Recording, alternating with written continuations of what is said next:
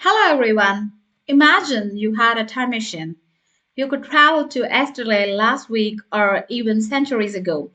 How would you talk about the things you did in the past? Welcome to our journey into the simple past tense, where we unlock the secrets of time telling in English. The simple past tense is how we talk about actions that already happened. It's like telling stories of what you or others did, made, or saw in the past. It's your ticket to recounting past adventures. Okay, let's see some of the examples. We use simple past tense to describe events in the past. It emphasizes the fact that an action is complete or in the past. It doesn't matter if the past was 1 minute ago or even 10 years ago. We need to use the simple past tense for the sentences. That was such an amazing concert. Here, it refers to the concert that happened already, right? So we are using the simple past tense verb was. My grandmother was born in 1926. Here again, we are using the verb was for past tense. I had so many friends when I was a kid. Again, had past tense. When I was a kid, when referring to a event or a situation that happened already, when I was a kid, I'm using the word I had so many friends when I was a kid.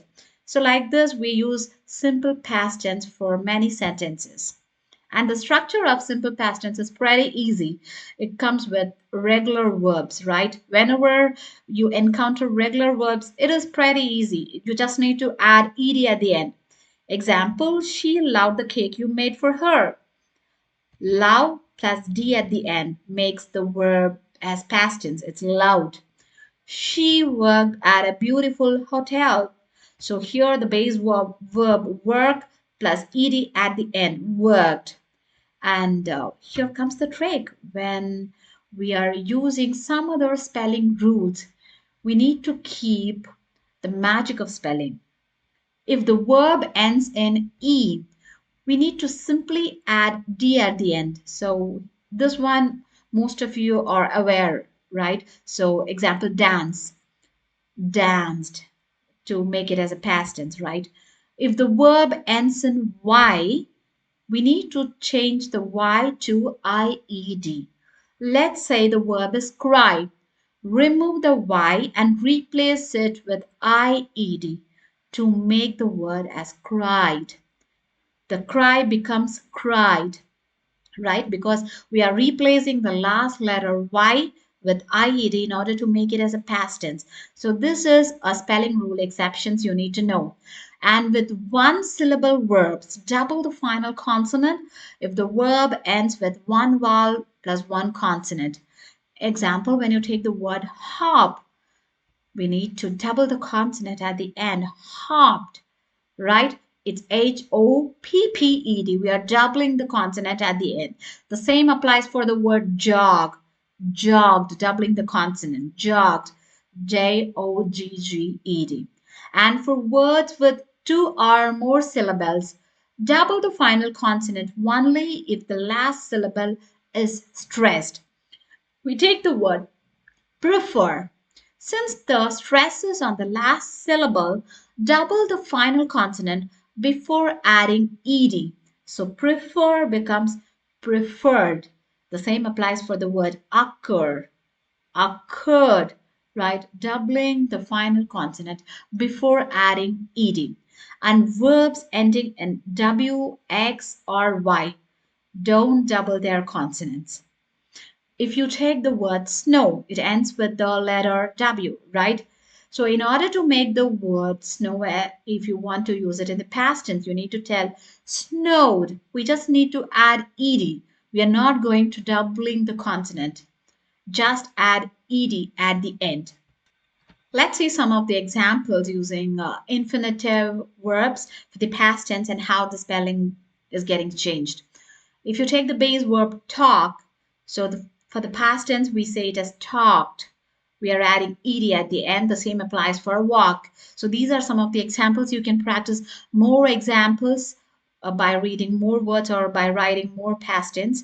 And for dance, we are adding d, so danced. And the same applies for like.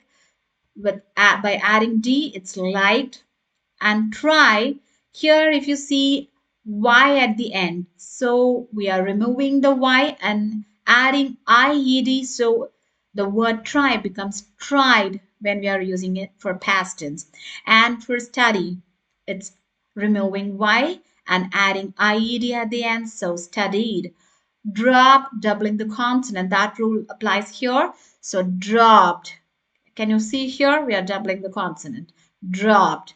And here stop, again stopped, doubling the consonant. Right before adding ed, we are doubling the consonant here. And there are some irregular verbs and there are no rules. You just need to memorize them. Right? The verb to be is an irregular verb that changes form based on the subject and the tense. So the past tense forms of to be are was and were. Here's a breakdown. When we are using I, we say it's was. I was. I was at the store yesterday, right? And to eat becomes ate. To see, saw. To do, did. To go, went.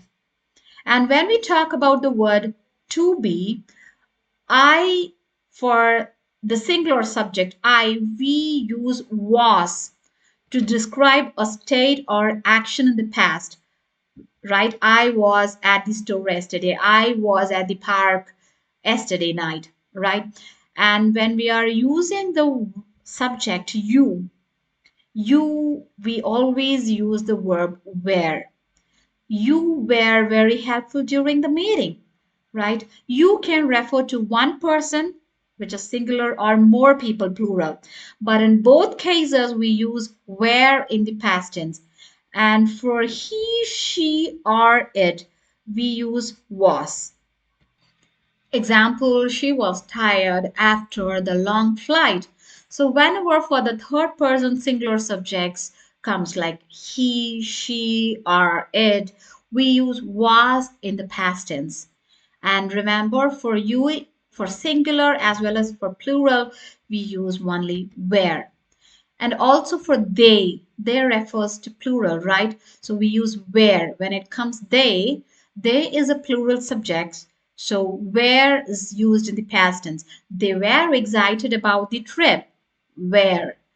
And when the word we comes, we also use where again because where is a plural, right? So we is a plural subject. So we use the same plural subject, plural verb for the subject we. We use where for actions or states in the past. So was is used with singular subjects, I, he, she, or it. Where is used with plural subjects when it comes you, we, or they. That's all for today's session. If you have any queries, please do drop them in the comments. I'm happy to assist you. Kindly like, share, and subscribe for more videos. Have a great day ahead. Bye bye.